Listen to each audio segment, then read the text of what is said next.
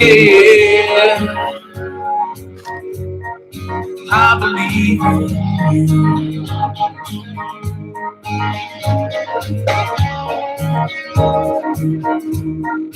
I don't believe in lucky sevens. I'm not sure about Loch Ness, but I know I believe in angels. I believe in happiness. Good evening, everybody. I'm so excited to be here. You know, when you have some technical difficulties and it pushes you just a little bit further, and then the system's like, no, I don't want to do what you want me to do. And then you get it to work. It's like, oh, here's our moment. I am so thankful to be in the present moment with an amazing author. He has written a book, many books, actually. This one, Meeting God at the Door. We have Kellan Fluckiger connected with us. And first, I have our sponsor. You know what? Again, I'm super excited. I have to tell you, we've had Kogo Coco with us since season 1. Let me bring up their information. So this is why I'm so excited about this, because I looked into Kogo. You know, every year we always make sure that we do a double check. We get back to our sponsors. Hey, are you still happy? Yes, we're still happy. That's music to our ears. So Kogo Coco, I didn't hear from for a little while. And, you know, I knew that I saw Facebook activity around 2020, but not so much in 2021. And then all of a sudden, Amazon was sold out. The website was sold out, but the website was still up. And I was like, oh, please, please, please, please, right? Because this is so good. It is rich, it is creamy, and it's full of caffeine. And I recently tried another cocoa that's caffeinated, but they use, you know, coffee to caffeinate their cocoa. And it's like, okay, I get it. Mocha, right? It tastes just like a mocha coffee. And even though this is a caffeinated Cooper show, I don't like coffee. So I really didn't care for it. This one is rich and creamy.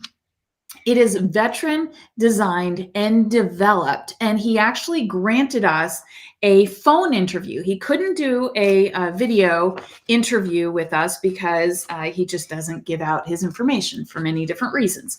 And so I love this product because he said, you know, we have MREs and we needed something that sort of brought us back home when we're out in the field. And cocoa is one of those things that you just think of warmth on a cold night.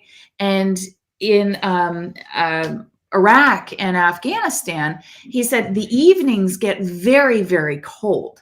So cocoa was the number one thing, but we also needed something that would keep us up all night. So he designed Kogo Coco. And his, his information here says, imagine a premium hot chocolate filled with rich cocoa flavor, in each cup providing the same amount of caffeine as a cup of coffee. It surely does. For a 6-ounce cup, it has 98 milligrams of caffeine. That's a tall cup of coffee for me. That's a lot of caffeine. It's definitely going to keep you alert. It has 0 fructose and soy free. As I mentioned, U.S. Armed Forces veteran developed and owned company. Of course, made in the USA. You can find out more information at kogococoa.com. That's COGOCOCOA.com. And you can purchase it on kogococoa.com or Amazon. Please check it out. I'm super excited because I actually did log in and look up all the information, go on the website, go on Amazon, everywhere. It's back. It's back in full stock. You can get cartons. They have a special deal for multiple cartons, and the cartons last for a really long time. The shelf life on cocoa is almost forever. So you might as well get some. I know my sister watches the show and she says that she actually loves it. I have it here next to me and I will be sipping on it in the show. And it is really rich, creamy. You would have no idea it had so much caffeine in it. All right, now let's move on to the gentleman of the hour, our wonderful interview coming up. We have Kellan Fluckiger connected with us. And let me read you a little bit of information that I researched on him because I knew that we were here to talk about meeting God at the door. And I have read the book and I've gone through, I've made notes. So I'm not too sure if his conversation will go towards my notes, but if it does, I'll be able to read a little bit of the book on the show. So welcome to the show. And he is a motivational keynote speaker, podcast host, author, and he's living the ultimate life. Coming through decades of depression, addictions, life threatening illness, and a near death experience, Kellan has become the ultimate catalyst to help motivate people melt barriers, move mountains, and mobilize superpowers to achieve their true desire. As a coach and keynote speaker, Kellan's masterful approach helps people get past old stories, change belief, and create new life context to reach even goals that seem impossible. Author Kellan Fluckiger is an Amazon.com. I giggled a little bit. I have to say I giggled a little. It's Fluckiger. I have to remember to say that right. My northern roots wants to put an inger in there. That's not it. He is an Amazon.com #1 author award winner. And he has wonderfully penned books such as Down from the Gallows, Tightrope of Depression, Walking Without Fear, and Meeting God at the Door, and many more. He is the profound host of the popular podcast called Your Ultimate Life. And that is available for listen on Amazon, Apple Podcasts, Spotify, and many more locations. I would love to welcome, without any further ado, Mr. Kellan Fluckiger. Hello, how are you? Hi, and thank you. And the first thing I would just really love to do is honor you. Doing a podcast show of any kind is a labor of love. And I see you're on season 6. And I love the fact that you're doing it. My hat's off to you, those that make a choice with their effort to add good to the world, to help those like the Coco you talked about and the people that are doing good. I'm grateful for the work that you do and the intent and love that you bring to help people's lives and to lift their spirits. Thank you. Oh my goodness, that is overwhelming. That really is. Thank you very much. I appreciate it. I have done some research on you. I've watched many different videos that you have produced and put out there. You have wonderful masterclass videos. You have penned several books. I would love to ask, at what point in time in your life did you know that you had that first book in you, and what was your first ever written book? I had a 30-year career as an executive from 1977 to 2007 in the energy industry, and I didn't even imagine I was an author. I had pretty high-ranking positions in the C-suite in the United States and Canada, and so like whoop-de-doo, big dog, that sort of thing. Mm. And I wrote some technical papers, but I didn't imagine myself to be an author at all. In 2007, I had a divine intervention, and it is not the near-death experience. That happened in 2018. We'll talk about that later. But in 2007, after 30 years in that career, the depression was in full swing. I had been married and divorced 3 times. I had been in and out of rehab. I had had all kinds of secret stuff behind the scenes, you know. The front looked like wow, and behind the scenes looked like, oh no, typical movie kind of stuff. Anyway, after I completely walked away from the career in the industry I was in, changed my life, that's when I first started thinking about writing books. And the first book that I wrote was a 5-volume series on meditation. Meditation's been something that I practiced off and on, but mostly on all of my life since I was in my teens, because it was connected to my interest in martial arts and so forth. So I wrote a 5-volume series. Volume 1 is called Meditation, The Amazing Journey Within, and talks just about how to learn and why it matters and all that sort of thing. So that 5-volume series was the first thing that I wrote. And then after that, I started with my story, which was Tightrope of Depression. And then it went from there. So as you had mentioned, high ranking, C-suite, C-level, corporate, you're working all the time, you get into the swing of it never ends, work now comes home with you. And I think especially during the .com era, that's when, we really started working 24 hours a day. There's never really a time that you're not able to be reached. Was that what was leading you into your depression? Was it just being out of balance, or what do you think was your root cause, if you don't mind? The root, no, I don't mind at all. And the whole story is in Tightrope if someone wants to read it. But I was raised in what would have from the outside looked like a okay circumstance, middle class-ish, two-parent home. But my mom was very fanatic about religion and particular behaviors. And so she enforced her desires with discipline that today would be felony child abuse. I would have been removed from the home. And I remember even in high school getting dressed last in the locker room because I didn't want anyone to see that I was black and blue, that sort of thing. And so I learned to lie. I became a pathological liar to protect myself. But what really stuck with me for all that was that I was not good enough, and I never would be. So I lived from when I left home at 17 till I was 52. So for 35 years, trying to prove I was okay. I happened to be blessed with some brains, and so I made a lot of money, had up, big positions, this, that, and the other, but I also sabotaged them a lot. So I would build big success, and then I would sabotage it. And I did the same thing with relationships. And when everything was going well, and I had bodyguards at one point, and I was making enough money that my $3,000 a week cocaine addiction didn't matter. That's the life I was living. And finally, and I hit it all. I never talked to a soul. And finally, in 2007, after riding that roller coaster for 35 years, life exploded, and I had basically a divine intervention which invited me to change my life. And I can tell that story if you like, what exactly happened, but that was the turning point. So I walked away from the career and the industry and quit everything, walked away from millions of dollars of contracts and said, I'm just done. I'm going to reinvent my life, and we're moving on. In that situation, when somebody comes to the pinnacle, I'm combining words here, to that pinnacle moment of saying, this is unhealthy. This is not what I want my life to be. This is completely out of control, and I'm going to make that change. There tends to be a lot of people that will say, what are you doing? You're crazy. What? Why do you want to change? And they want to suck you back in.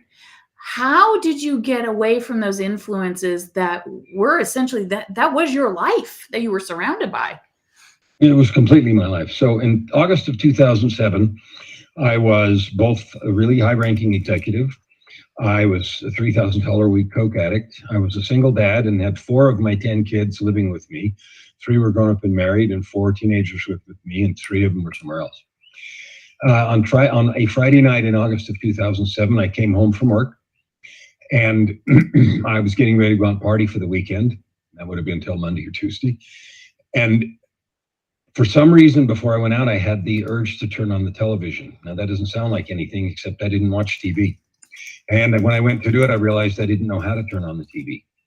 I had the electronics guys come in and put the latest, biggest, coolest stuff, because, of course, that's what you buy. But I didn't know how to turn it on. So I had to, because I didn't watch TV. And so I had to ask one of the kids, my 16-year-old daughter, turned it on, threw the remote at me, dipweed, and walks out of the room. It landed on a program that I'd never heard of, but that's not weird because I'd never heard of any of them. It's titled Intervention. If you know what that is, that's a reality TV show, right? About families that stage interventions for busted loved ones. And the protagonist in this episode was a high-ranking executive with a cocaine problem. So I watched about 10 minutes of it, and I said, yeah, screw this, I'm not watching it. So I turned it off and went and did something in the house for a few minutes, 15, 20 more minutes. And then I was getting ready to go out, and I felt compelled to turn the TV back on. Now, this time I knew how. So I turned it back on, and that program started over. And no, I don't have a DVR. And no, it wasn't on the schedule. And no, it can't do that. I get it. But it did. And I thought, okay, I guess I should watch this program. Scared the crap out of me. So I sat down and watched the program, and it went really badly. The guy got mad at his relatives and stomped out and refused all the help and, that sort of thing. But it scared me so bad I went to bed instead of going out. When I went to bed, I went to hell. And what I mean by that is I went somewhere. I felt like it was out of body. And for a long time, I felt like I was sitting in a theater watching a parade of my life go by, and it was like focused on the suffering from what had been inflicted on me as a kid all the way to and including all the stuff I had inflicted on everybody else as an addict and all the stuff that had gone on. So for all of that, and it went on for an interminable period, and I've never felt such intense sorrow in my life. I don't have the language to describe it. But anyway, after a long time, a voice very quietly simply said, "It is enough." I woke up and the sun was shining in the window, which was weird because the windows faced west. I got up and it was 5 o'clock Saturday afternoon. So I'd been somewhere for nearly 18 hours. And I got up and realized, okay, I've been invited to change my life. It is enough. So I threw away about $1,000 worth of stuff I had laying around and thought, I don't have any idea what to do. I don't know where to start or what to do, but I quit. So that was the end of that. Cold turkey, straight up, $3,000 a week to zero in one day. I'm done. So that got me sober, but that did nothing to deal with the fact that I'd never talked to anyone and I'd struggled with depression my whole life, not good enough.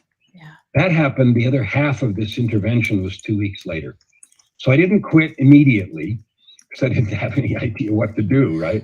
But I was now stone cold sober. 2 weeks later, I had received a pair of tickets to see. I got all kinds of free stuff because I was a high-ranking executive and people wanted to be nice to Kellan. So I got free box seats to this and tickets to concerts and expensive bottles of this, that, and the other.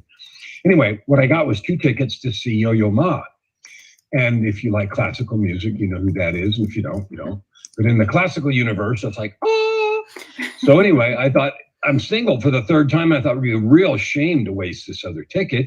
So I asked in the groups that I managed who likes classical music. And some lady in one of the groups said, well, I do.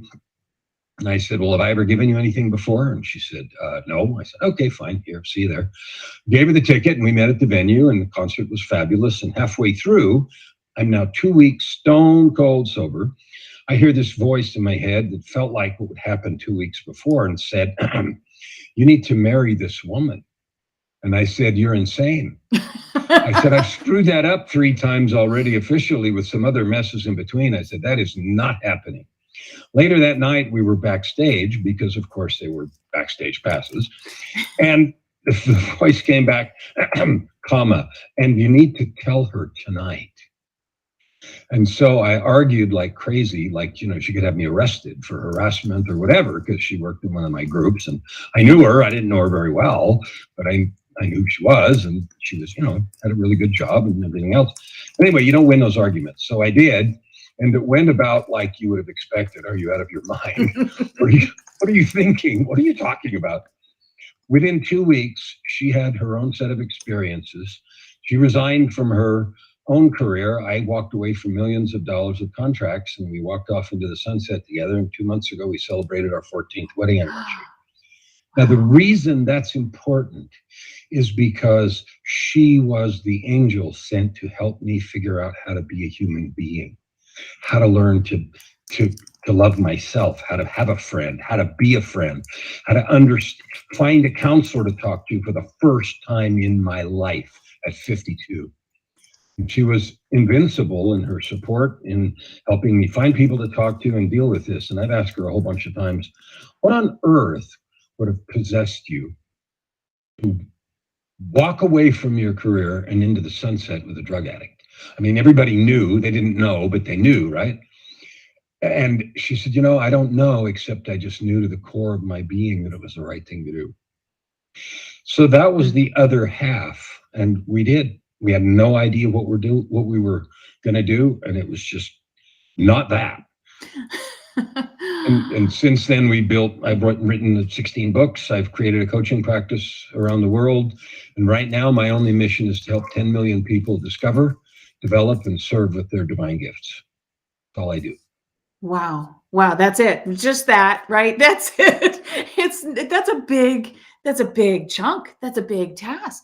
And, I love the look in your eyes because your eyes speak volumes. They are very intense upon what you're here to do. And I have read in this book right here, how you've had a moment where it could have gone very differently and you would not be here. You're here for a very dynamic reason. Do you know at this point in time why?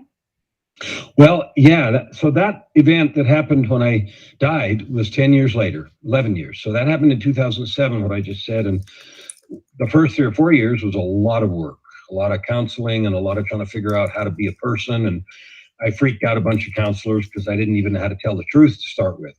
One of the ones Joy finally found me was my favorite one. He's 10 years older than I am, long hair, ponytail, ex-biker, ex-drug addict. Oh, by the way, forensic PhD psychologist. Wow. Okay, I can talk to him. You know what I mean? Yeah, okay, we got something to talk. All right, so she found me, all these people. Anyway, so 11 years on now, it's June of 2018. My coaching practice is going well. I've written not all 16 then, but many of the books, and I've written some since then, including Meeting God at the Door and Walking Without Fear. We went on a cruise, and neither one of us had been on a cruise before. I don't know why, we just hadn't. So we went. It was on the Baltic Sea, which is over St. Petersburg and Helsinki and Tallinn, Estonia, and some of those cities.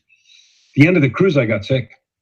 We were in Oslo, and I just got a fever. It was really bad, and then it got terrifyingly bad on the second day. And we flew home from Amsterdam at the end of the second day. Now, the number of days will matter in a minute. Mm-hmm. But day 2, we flew home, and I was really sick on the plane. And today, of course, with Corona, they would have thrown me out the window.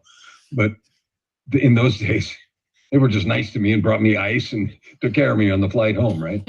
But anyway, so we got home, and by Friday, Wednesday, Thursday, I didn't go to the doctor. Friday, I decided to go to the walk-in clinic, which is what they have here in Canada. Joy and I are both dual national. Oh, I didn't tell you the most fun part. My wife's name is Joy. Like, you can't make this stuff up. No, it's poetic.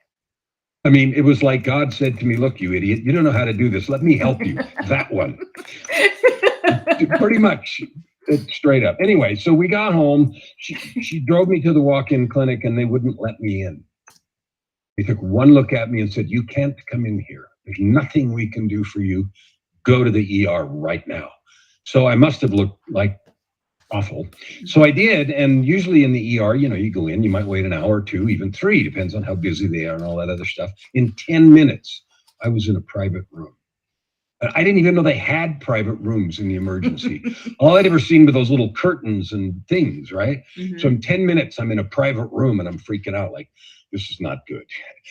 I shouldn't have 10 minutes, and doctors are all over me already. Right. And it's like, okay, this is not good. So they started looking at me, and then they said, yeah, we're going to admit you to the hospital. There's no question about that. The only question is, what the heck's wrong with you? So I finally, after a while, I sent Joy home because we had cats and dogs, and she needed to go take care of them. I said, they're going to put me in here, so come back in the morning. Later that night, the doctor came in and said, you have terrifying pneumonia in both lungs at least, but something else is wrong. And then they came back and said, yeah, we're probably going to move you to the ICU like right now. And then they came back and said, yeah, we're probably going to put you in biological isolation. Mm-hmm. I don't know if you know what that is, but that's a double door airlock room that has negative pressure. So no air can, it's kind of like a biohazard level 4 thingy in there. And then they came in and asked the question you never want to hear. Do we have permission to intubate you or do anything we need to do to preserve your life? And I choked and said, what? Okay. And then when they said that, I went into meditation, and I thought, I need to see what's going on. And after I was in meditation for a while, I could feel something I'd never felt before. I could feel my body and spirit separating, kind of like unzipping. And I thought, holy crap, I'm dying. So I picked up my phone, and by this time I could not use it very well, but I sent Joy a text with 3 lines. First line said, I see you. And the second line said, isolation/intubation. And the third line said, I may be dying. She didn't see that, but she was asleep. About 3 in the morning or 2 or something, she got a call from the hospital you never want to get. And the nurse said, are you coming? And she said, what? And then she saw my text. Right? So sometime during that night, I crashed. Crash code green, blue, red, orange, black, whatever it is. And I died. My heart stopped. So I died. And that's when this experience that's in Meeting God at the Door took place. Now, I don't know if you want me to talk about that or if you want to ask questions. Well, I do see here. So I'm on chapter 12 in the book, Mhm. Meeting God at the Door. And it says here that you heard the voice, do you want to come home? That was exactly the first meeting. So what happened is I came to, when my heart stopped, I came to in a gray room. And the room and walls and ceiling and floor were kind of gray. And I could see over my left shoulder, there was a doorway over there. And on the other side of the doorway, it was white. It wasn't streaming through. It was gray on my side and white on that side. And I had a desire to be at the door. And then I was standing at the door. I'm leaning on the door jamb on my right shoulder. And there was a person on the other side, close enough to touch, leaning on the door jamb on that side, and looked right at me and said, "Do you want to come home?" Ooh. And in a millionth of a second, you know who you are, who you're talking to, what's going on, what that doorway is, and what the question means. And it's like, holy crap. So yes, that was what I heard. Do you want to come home? And that was the first of the 3 conversations. And so take us through the next conversation, because I did skip ahead a little bit in all of my marking, but I'm on page 65 where the teachings begin. So, well, I will. The first conversation went on for a bit. I mean, I was thinking all the things that I was doing in my coaching practice. And so back and forth for a while. And finally, I said, I'm not done. I'm not done yet. So, okay. That conversation was done. And the next day was another conversation. And I've been often asked, how do you know it was the next day? Well, I don't know. You just know. So I'm quite sure when I said I'm not done yet, that's when they were able to restart my heart. But the next day we have this conversation and I'm back there at the door and we're talking. And then it was like, okay, what are you going to do? And we start talking about coaching and my practice. And then I had an experience that the only thing I can liken it to is if you've seen that movie Contact, has Jodie Foster in it. Mm-hmm. And the aliens send some stuff and they build this weird ball and it drops down and there's some missing seconds of video. And she has this experience where it just feels like you're being fed with a fire hose of seeing and experiencing things. And I felt like if I hadn't been in some kind of a protective bubble, I would have been incinerated. Anyway, after all of that, I came away with 4 fundamental truths that form the basis of what I talk about now. And the first one is that every one of us is a divine, intentional, created being. We're not here by accident. We're intentional, number 1. Number 2, every one of us was given gifts and talents. And number 3, that we all have a purpose and mission that we not only agreed to, but we were stoked about before we came. And the 4th one is that all the help that we need is available from both sides of that door. And so I said, well, since that's true, why do we settle for crumbs? And I don't know if in the economy of heaven, brevity is a virtue, but the answer was 4 words. Because you don't believe. Wow.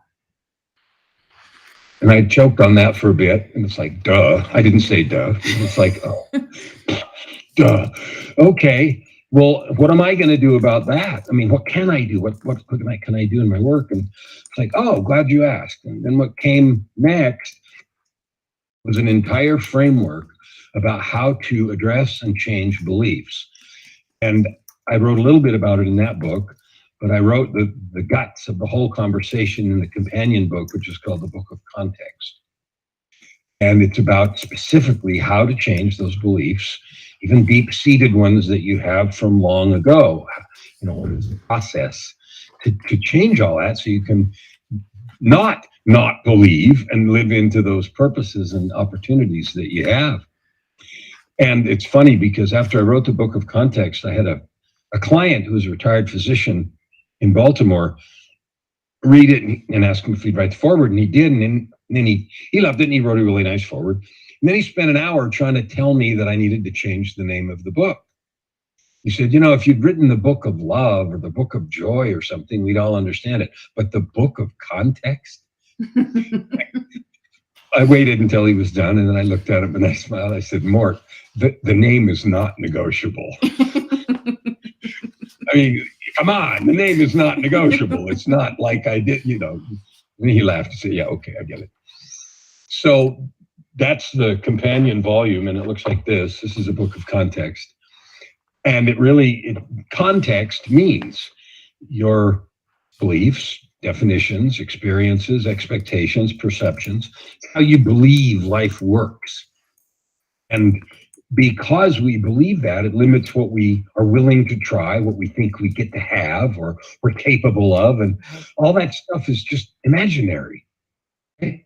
We make it up. Yeah. And so I call it a context straitjacket. Mm-hmm. Right? And we live in that context straitjacket until we don't. Right? And it's transparent and flexible. It's like anyway, so that was the second conversation. And I wrote, like I said, the guts of the framework in the companion volume. So I have the fundamental difficulties. I love what is written here on page 81. Now, I do want to say, yes, I totally agree. The book of context, it's like that, our reality is perception is reality, right? So your perception is your reality, my perception is my reality. And when you say the book of context, I'm thinking that's in the box. That's whoever wants to be swaddled by context. And I love being someone that shakes it up. Even to my mother, why would you want to do that? Why? You're a perfectly happy married woman with 5 kids. Why would you want to go be an actress? Because I can. Because it's in me. It's the passion. And I think that's so profound that would be the companion book to Meeting God at the Door. And so on page 81 within Meeting God at the Door, I want to read a little bit here and then ask you some questions on it. One of the fundamental difficulties is this. We don't even believe that beliefs are the root of the problem. Right? We are looking for anything else to be the solution to the freedom, prosperity, and joy we want. I mean, yes, right? Yes. And why does it take us so long to figure that out? Why does it take half, our lifespan to go, oh. Why did it take until I was 52 before I was willing to talk to somebody? Why did it take a 2x4 of an 18-hour torture session focused on suffering for me to accept the invitations I'm sure I'd ignored 100 times to change my life and be somebody different? I don't know. Right. We're just slow. I know. And so for anybody who's watching, they're like, wait a minute, I still don't get it. You have it listed out. And that's what I love, the beauty of page 81 and 82. So a couple of them are why we believe we don't have time to do the things we want to do. We believe we don't have the energy or power to make things happen that we dream. We believe we don't have the skill or talent as others do.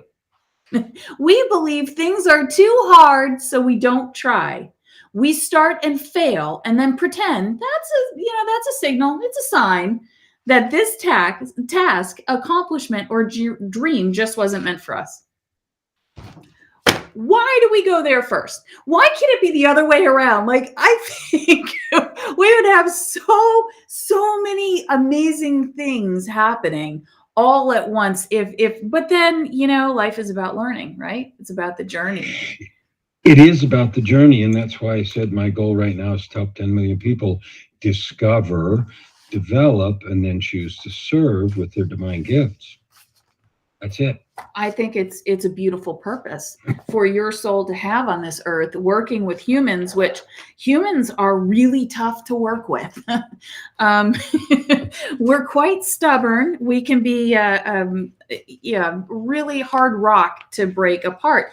Now, talking about a hard rock to break apart, you have a masterclass and you put it out there. There's no hidden parts of it whatsoever. It is just the fire in your face. And it is a masterclass called Break the Cage. It's available on YouTube. I'm not sure if it's available anywhere else. I'll let us know about that. But man, this is one of the best masterclasses for me that translated to me about getting out of your own way, get out of your head, and how to have the integrity to push through and do it. Would you mind telling us a little bit more in your words, because you're going to do way better than I am to be able to explain this masterclass? Well, cage is like context. It's a metaphor. It's a description for how we limit ourselves. And I use the word cage because I'm thinking of, like, a bird cage. The bird can see, or the human can see outside of the cage. And in the case of the bird didn't construct the cage, but for humans, we build our own. And the names of the bars are fear, procrastination, and self-sabotage. Yeah. And we live in the cage and we're reaching out. We can see that good life, that success, that coolness, that stuff we want it, and we're reaching out there, and we want it, and we can't do it. And so break the cage, I use the word cage as an acronym, and it stands for change, achieve, grow, and enjoy.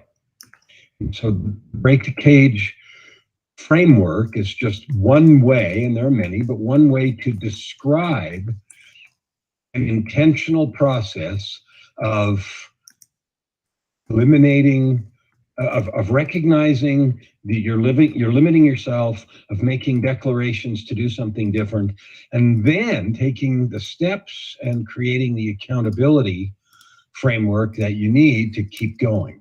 That's one of the things I love so much about coaching or being a catalyst, is I get to be up close and personal. Like, teaching something is one thing. You can tell somebody how to do stuff, you can teach them how to do it. Coaching is like, the Olympics are going on right now. Mm-hmm. So, the coaches are right down there in real time, all the way to the end of the line. That's what I love about being a coach. And for more videos, where can we find more? I believe you also have a podcast that we're here to talk about. Is that correct? I do, and how that started was funny, and you'll laugh. At the beginning of the pandemic in March of 2020, coming up on 2 years, the lockdowns were just starting, and everybody was worried about Europe, and the cases in Italy were skyrocketing, and all this stuff. And maybe for 5 minutes we thought this was Armageddon and the end of the world, Right. Okay, and the lockdowns were starting. Anyway, somebody called my wife, and she's my business partner, by the way. She didn't just do that. She runs all of our contractors. She does our web work. She does ClickFunnels. She does all that stuff. Wow. And she publishes books. So she does, and gets Amazon bestsellers and all kinds of stuff. She's amazing. But anyway, somebody called her and said, does Kellan have a podcast? Because they were looking for some motivational stuff. And we didn't. But she said yes. And so she came down and said, we have a podcast. So I thought, okay, if we're going to do a podcast, then we're going to do a podcast. And I thought, I'm going to do it short, but it's going to be daily. So I have a daily 15-minute podcast called Your Ultimate Life, which I define as living a life of purpose, prosperity, and joy that you create with your divine gifts. And it's been running since April of 2020, and we just recorded episode 626 or something this morning. Wow. Well, congratulations on that. What time of day could we catch it?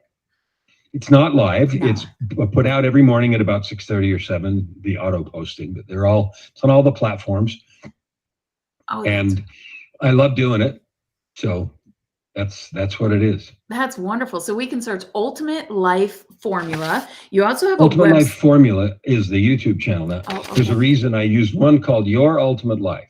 So the podcast is Your Ultimate Life, and the YouTube channel is Ultimate Life Formula. They're slightly different, and there's a reason for that. When I looked up Your Ultimate Life on YouTube, some other person that came up a lot, so I just added formula. And besides that, the YouTube videos are longer, and I really go into steps and process and formulas and how to get stuff done and how to change everything. So that's kind of why that's the formula. But Your Ultimate Life is the podcast. Okay, wonderful. Thank you for clearing that up. So I have that on the broadcast. I'm going to leave it up there so everybody can take a note, jot it down, watch the show again, please.